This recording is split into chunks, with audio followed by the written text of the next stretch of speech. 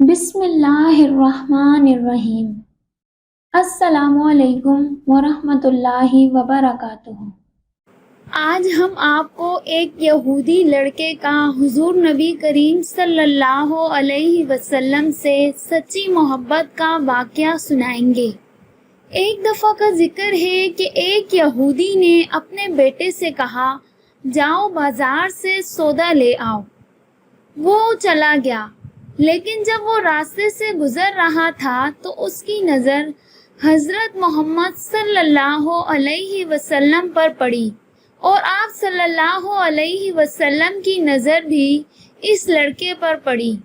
آپ صلی اللہ علیہ وسلم کی نظر کا اس لڑکے پر اتنا اثر ہوا کہ وہ لڑکا وہیں بیٹھ گیا اور کافی دیر تک بیٹھا رہا، جبکہ ادھر وہ یہودی کبھی اندر جاتا کبھی باہر آتا کہ لڑکا کہاں رہ گیا، آیا نہیں ابھی تک، سورج غروب ہو گیا ہے اور مغرب ہونے لگی ہے۔ لڑکا شام کو گھر آیا تو باپ نے پوچھا، ارے نادان، اتنی تاخیر کیوں ہوئی؟ باپ بہت غصے میں تھا کہ بڑا نادان اور پاگل بچہ ہے، میں نے کہا تھا جلدی آنا اور اس نے اتنی دیر لگا دی۔ لہٰذا وہ اس سے پوچھنے لگا کہ تجھے سودا لینے بھیجا تھا اور تم خالی ہاتھ واپس آ گئے ہو، وہ سودا کہاں ہے؟ بیٹا بولا، سودا تو میں خرید چکا ہوں۔ بیٹے کی بات سن کر باپ نے کہا، کیا پاگل آدمی ہو تم، میں نے تمہیں سودا لینے بھیجا تھا، سودا تمہارے پاس نہیں ہے اور تم کہتے ہو کہ خرید چکا ہوں۔ باپ کی بات سن کر بیٹا بولا، ابا یقین کریں، سودا میں خرید آیا ہوں۔ باپ بولا، تو دکھاؤ کہاں ہے؟ بیٹے نے کہا، ابا کاش تیرے پاس وہ آنکھ ہوتی تو تجھے میں دکھاتا کہ میرا سودا کیا ہے۔ ابا میں تمہیں کیسے بتاؤں کہ میں کیا سودا خرید لایا ہوں؟ بیٹے کی بات سن کر باپ نے کہا، چل چھوڑ، رہنے دے۔ وہ لڑکا روزانہ نبی رحمت صلی اللہ علیہ وسلم کی خدمت میں بیٹھنے لگا۔ وہ یہودی کا اکلوتا بیٹا تھا، اسے بہت پیارا تھا، اس لیے اس نے اسے کچھ نہ کہا۔ کچھ دن بعد وہ لڑکا بیمار ہو گیا، کافی دن بیمار رہا، پھر اتنا بیمار ہوا کہ کمزوری کی وجہ سے اس کے لیے کروٹ لینا بھی مشکل ہو گیا اور پھر قریب المرگ ہو گیا۔ یہودی بہت پریشان تھا، وہ بھاگتا ہوا آیا اور حضور صلی اللہ علیہ وسلم کی خدمت میں حاضر ہوا اور بولا، میں آپ کے پاس آیا ہوں، آپ تو جانتے ہی ہیں کہ میں یہودی ہوں، مجھے آپ صلی اللہ علیہ وسلم سے کوئی اتفاق نہیں ہے، مگر میرا بیٹا آپ کو دل دے بیٹھا ہے اور اس وقت قریب المرگ ہے، وہ آپ کو رات دن یاد کر رہا ہے۔ کیا آپ اپنے اس دشمن کے گھر آ کر اپنے عاشق کو ایک نظر دیکھنا پسند کریں گے؟ کیا اس کی یہ آرزو پوری ہو جائے گی کہ وہ مرنے سے پہلے آپ کا دیدار کر لے؟ وہ کسی اور چیز کی آرزو نہیں کر رہا۔ اس یہودی کی بات سن کر آپ صلی اللہ علیہ وسلم نے اپنے اصحاب سے فرمایا کہ تم لوگ بھی ساتھ چلو اور جا کر اپنے عاشق کا دیدار کرتے ہیں اور اسے بھی اپنا دیدار کراتے ہیں۔ آخری لمحہ ہے، آنکھیں بند ہونے سے پہلے ہم اسے کچھ دینا چاہتے ہیں، چلو چلتے ہیں۔ حضور صلی اللہ علیہ وسلم صحابہ کرام کے ہمراہ یہودی کے گھر پہنچے تو دیکھا لڑکے کی آنکھیں بند تھیں۔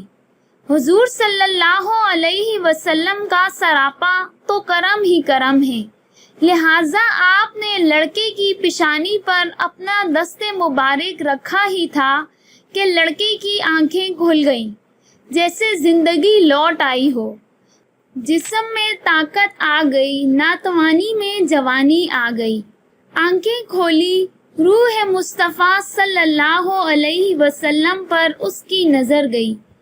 ہلکی سی چہرے پر مسکراہٹ آئی اور لب کھل گئے، مسکراہٹ پھیل گئی۔ یہ دیکھ کر حضور صلی اللہ علیہ وسلم نے اس سے فرمایا، بس اب کلمہ پڑھ لو۔ حضور صلی اللہ علیہ وسلم کی بات سن کر وہ لڑکا اپنے باپ کا منہ تکنے لگا، تو وہ یہودی بولا، میرا منہ کیا تکتا ہے؟ ابو القاسم جو کہتے ہیں کر لو۔ لڑکا بولا، یا رسول اللہ، میرے پاس تو کچھ بھی نہیں ہے۔ آپ صلی اللہ علیہ وسلم نے فرمایا، بس تم کلمہ پڑھ لو، میں جانوں اور جنت جانے، تم میرے ہو جاؤ، جنت بھی تو میری ہے۔ یہ سن کر لڑکے نے کلمہ پڑھا۔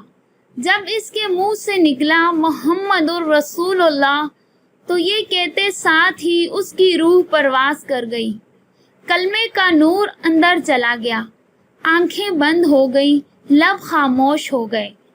لڑکے کا باپ جو کہ یہودی تھا بولا، اے محمد صلی اللہ علیہ وسلم، میں اور آپ دونوں مخالف ہیں، اس لیے یہ لڑکا اب میرا نہیں رہا، اب یہ اسلام کی امانت ہے، لہٰذا اب اگر کاشانہ نبوت سے اس کا جنازہ اٹھے گا تب ہوگی اس کی عزت، لے جائیں اس کو۔ یہودی کی بات سن کر آپ صلی اللہ علیہ وسلم نے اپنے اصحاب سے فرمایا، سب مل کر اسے اٹھاؤ اور اس کے جنازے کو کندھا دو۔ آپ صلی اللہ علیہ وسلم جب یہودی کے گھر سے نکلے تو یہ فرماتے جا رہے تھے کہ اللہ کا شکر ہے جس نے میرے صدقے سے اس بندے کو بخش دیا۔ اللہ اکبر! کیا مقام ہوگا اس عاشق کی میت کا جس کو اصحاب رسول جیسی عظیم ہستیاں کندھا دے رہی ہوں اور آگے آگے محمد مصطفیٰ صلی اللہ علیہ وسلم خود ہوں۔ پھر قبر تیار ہوئی، کفن پہنایا گیا۔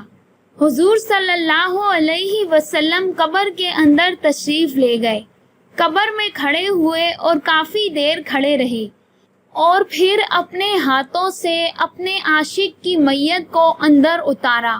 آپ صلی اللہ علیہ وسلم قبر کے اندر پنجوں کے بل چل رہے تھے، مکمل پاؤں مبارک نہیں رکھ رہے تھے۔ کافی دیر کے بعد آپ صلی اللہ علیہ وسلم قبر سے باہر آئے تو چہرے پر تھوڑی زردی چھائی ہوئی تھی، تھکن بھی محسوس ہوئی۔ صحابہ پوچھنے لگے، یا رسول اللہ، یہ کیا ماجرا ہے؟ پہلے تو یہ بتائیں کہ آپ صلی اللہ علیہ وسلم نے قبر میں پاؤں مبارک مکمل کیوں نہیں رکھے؟ آپ صلی اللہ علیہ وسلم پنجوں کے بل کیوں چلتے رہے؟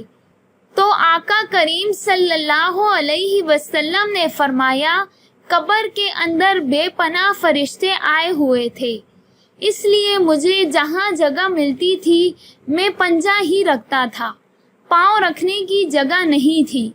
میں نہیں چاہتا تھا کہ کسی فرشتے کے پاؤں پر میرا پاؤں آ جائے۔ پھر صحابہ کرام رضی اللہ تعالی عنہ نے پوچھا، آپ صلی اللہ علیہ وسلم قبر کے اندر کیوں گئے؟ ہم چلے جاتے۔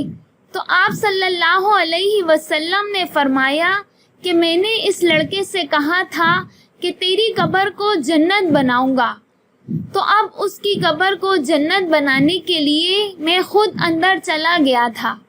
یہ سن کر صحابہ کرام رضی اللہ تعالی عنہ نے پوچھا، تو پھر آپ اتنے تھکے ہوئے کیوں تھے؟ تب آپ صلی اللہ علیہ وسلم نے فرمایا، تھکا ہوا اس لیے ہوں کہ حوریں اور فرشتے اس عاشق کے دیدار کے لیے آ رہے تھے اور میرے وجود سے لگ لگ کر گزر رہے تھے، اس وجہ سے تھک گیا ہوں۔ سبحان اللہ!